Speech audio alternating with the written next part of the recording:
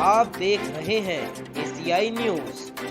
नमस्कार, मैं मोन्टू राजा anti corruption India से स्वागत है आपका। मेरे साथ जो आप लोग देख रहे हैं ये यूआईडीआई ऑपरेटर आधार कार्ड जो है सभी लोग होल्ड करते हैं आज के समय में।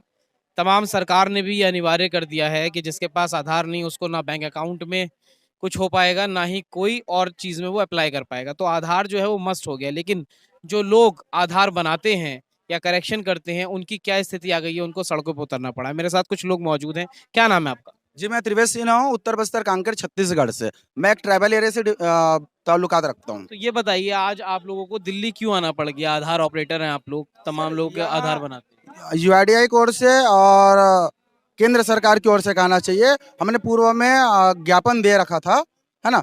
उस पर आश्वासन तो दिया कि आपके इस आवेदन पर कार्रवाई की जाएगी। क्या आवेदन था, संक्षेप में बताइए। संक्षेप में यह है सर कि हमारा 14 सूत्री मांग रखे थे हम, जिसमें DOE 1 DOE 2 ईरर को मतलब उस पे बहाल किया जाए, क्या है कारण स्पष्ट किया जाए, जबरदस्ती का ब्लैक लिस्ट किया जा रहा है, ऐसे विभिन्न मांगों को लेकर हमने ज्ञापन दे रखा था। मतलब जब आप आधार बनाते हैं तो उसमें एरर आ जाता है, DO1 DO2 ऐसे आप बता रहे हैं, जी तो उसके बाद क्या होता है? आप लोगों को हटा दिया जाता है? सर, उसमें ब्लैक लिस्ट किया जाता है। ब्लैक लिस्ट मतलब ऐसा है कि 1 से 5 साल तक के लिए ब्लैक लिस्ट किया जाता है ना। सपोज मान के चलो मेरी उम्र अगर आज 32 है और मैं 5 साल के लिए सस्पेंड हो जाऊं, तो 5 साल के बाद में काम मिलेगी इसकी भी कोई गारंटी नहीं है। और मैं अगर ओबीसी समाज से ताल्लुकात रखता हूँ तो 35 साल के बाद में तो मुझे कोई नौकरी भी नहीं मिल पाएगी, जिसके लिए हम अगर 5, 10 साल 15 साल से अगर सेवारत हैं और जहाँ से हमें बेदखल किया जा रहा है, कहीं ना कहीं गवर्नमेंट की मंशा ये है कि अभी जैसे इन हाउस मॉडल यहाँ लागू हुआ है ना। इन हाउस मॉडल में होगा कि राज्य सरकार के द्वारा एक मितान परियोजना के तहत घर घर में जाकर आधार कार्ड बनाना है, तो वहाँ हमको एकदम साफ करने की परियोजना चलाई जा रही है। जब एरर आते हैं तो आप पूछते नहीं है कि एरर क्यों आया है? एरर के बारे देखो, रेसिडेंट के लिए यहाँ के आप निवासी नंबर बता रहे हैं, एरर नंबर 1 एरर नंबर मैं 2 बता जो रहा आ हूँ गया, सर, उसके पीछे का कारण क्या है? जी सर, मैं इसमें थोड़ा सा जानकारी दे दूं कि 1947 यूआईडीआई के द्वारा हेल्पलाइन जारी किया गया है। वो रेसिडेंट हमारे खिलाफ में शिकायत कर सकते हैं, पर हमको अगर टेक्निकली अगर कुछ इश्यू है तो हमको सपोर्ट करने वाले कोई नहीं है ना। और ये एरर क्या है ये अगर जानकारी लें तो भी बताने वाले कोई नहीं, मतलब हमारे हेल्प के लिए कोई नहीं है ना। और ये डॉक्यूमेंट एरर 1 2 और उसके में फिर डॉक्यूमेंट एरर, फिर बायोमेट्रिक एरर, इन सब पर वो हमको पेनाल्टी भी ले रहे हैं, पर हमारे लिए कोई ऐसा निश्चित तौर पे मानदेय की भी सुनिश्चित नहीं किया। यूआईडीआई से आपने बात करी इस बारे में? जी, अभी पूर्व में बात किए हैं हम लोग, तो उसमें आश्वासन मिला गया था कि आपके आवेदन को, ज्ञापन को संज्ञान में लिया जाकर कार्रवाई सुनिश्चित करेंगे। तदुपरांत आज तक से कभी भी हमने उनसे फिर संपर्क करने की कोशिश किया। माननीय मंत्री जी के द्वारा भी हमें किसी प्रकार की कोई प्रतिक्रिया नहीं आई। हमने दूरभाष एवं मेल के माध्यम से उनसे संपर्क बनाने की कोशिश किया, लेकिन वो हमें अभी तक से कोई जवाब नहीं दिया। कितना कितना रुपए कमा लेते हैं आप महीने में? क्या नाम है आपका? मेरा नाम हेमेंद्र साहू है। मैं भी कहाँ से हैं? उत्तर बस्तर कांकेर छत्तीसगढ़ से। कितना कमा लेते हैं महीने में?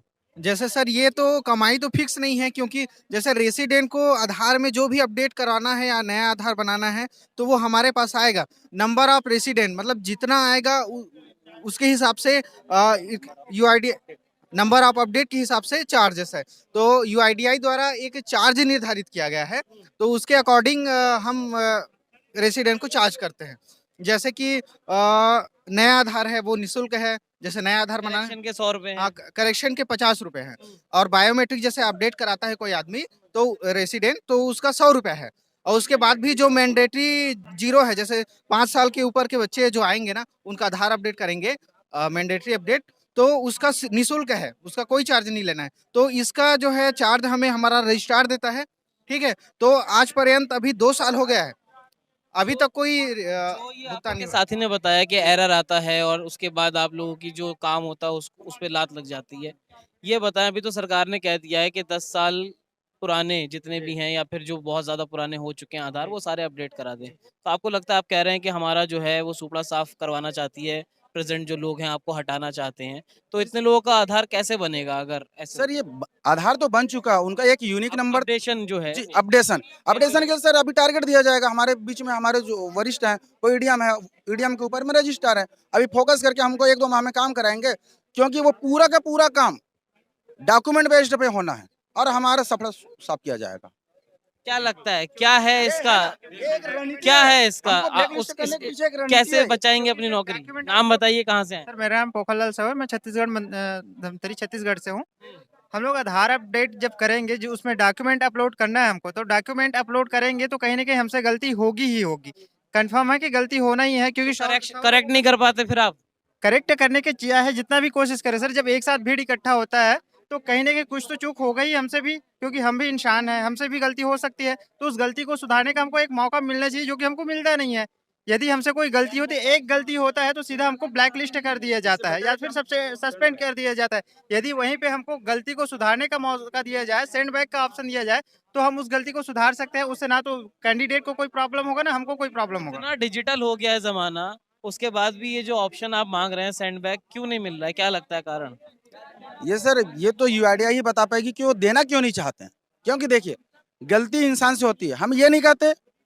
हम देखो अगर हम किसी बच्चे का अगर न्यू एनरोलमेंट करते हैं, लोकल बॉडीज जो रहती है ना, जो रेडी करके देते हैं बर्थ सर्टिफिकेट, मैरिज सर्टिफिकेट, अगर किसी विवाहित महिला के करते हैं तो वहाँ मैरिज सर्टिफिकेट क्या हो सकता है। तमाम ऐसे दस्तावेज जो हमारे पास आते हैं उनमें भी तो त्रुटियां रहती है सर। उनका सील अगर विजिबल ना हो, रीडेबल ना हो, तो वो हमारी गलती माना जाता है। आप कम से कम उस पे तो डिपार्टमेंट को सुधार करने के लिए प्रेरित करना चाहिए गवर्नमेंट को कि ऐसा डॉक्यूमेंट। क्या कह रहे हैं, क्या नाम है? जैसे मैं राजस्थान से हूँ, जैसे हमें कोई डॉक्यूमेंट, लेखराम नाम है मेरा, राजस्थान श्री गंगानगर जिले से हूँ।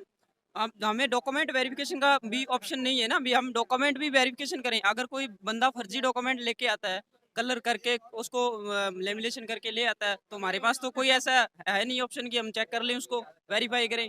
उसमें भी गलती ऑपरेटर की मानी जाती है। अगर मान लो भी वो कैसा ही करके ले आए, ओरिजिनल जैसा बना के ले आए, तो हमें तो कोई पता नहीं है कि हम चेक कर लें उस डॉक्यूमेंट का। सरकार ने आपको कुछ दी है पावर, कोई सॉफ्टवेयर ऐसा है कि आप चेक कर लें? हाँ, कुछ भी पावर नहीं है। तो जब आपको ऐसा कहा जाता है कि आप चेक भी नहीं कर सकते हैं, उसके बाद आपकी गलती बताई जाती है, तो उसके बाद कई सवाल इस पे खड़े हो जाते हैं ना। आप लोग पूछते नहीं है कि क्या आप, अगर सामने वाला आप पे सवाल कर रहा है, आप क्रॉस क्वेश्चन नहीं कर सकते कि आप बताओ कैसे रेक्टिफाई किया जाए?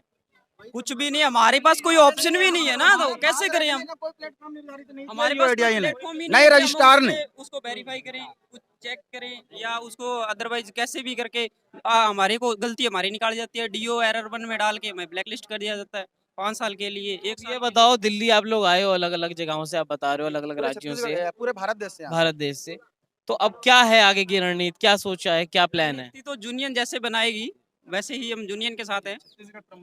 बताइए क्या नाम है आपका? सर मैं छत्तीसगढ़ से हूँ, शेष नारायण साहू जिला स्टेट अध्यक्ष। मेरा कहना ये है सर कि हम लोग जैसे स्ट्राइक कर रहे हैं, तो हम लोगों का एक ही मांग है कि जो ब्लैक लिस्ट किया गया है उन ऑपरेटर को वाइट लिस्ट किया जाए, और जो हम लोग का कमीशन मिलता है वो टाइम टू टाइम मिलता रहे कमीशन, और जो काम निरंतर चलता रहा है वो काम निरंतर चलता रहा है, और जो इन हाउस मॉडल में चेंज करने वाले हैं उसको इन हाउस मॉडल में चेंज मत करें। हम लोग की यही मांग है। तो गवर्नमेंट क्यों करना चाहती है? गवर्नमेंट ये कह रही होगी ना कि अधिक सुविधाएं बन जाएंगी। सर उनका टारगेट पूरा हो गया है, इन कारण से हम लोगों को इन हाउस मॉडल में चेंज करके सभी ऑपरेटर जो अभी काम कर रहे हैं उसको निकालने की उन लोगों का काम चल रहा है। तो सरकार जो है आप लोगों के पेट पे लात मारना चाहती है? यस सर, हम लोग के पेट पे लात मारना चाहती है। मोदी जी कह रहे हैं रोजगार देने वाले हैं, आप लोग कह रहे हैं रोजगार छीनने वाले हैं। सर रोजगार छीनाया जा रहा है हम लोगों से। यस। तो देखिए कि जहां देश के प्रधानमंत्री कहते हैं रोजगार जो है सबको दिया जाएगा, वहीं अलग अलग राज्यों से लोग आए हुए हैं और उनको ये डर है कि हमसे जो है रोजगार छीना जा रहा है। तो कितना समझते हैं आप? अपनी जो राय है कमेंट द्वारा हमसे साझा कर सकते हैं। अगली अपडेट के साथ आपके सामने फिर प्रस्तुत होंगे। नमस्कार। सब्सक्राइब करें हमारे YouTube चैनल को और बने रहें हमारे साथ।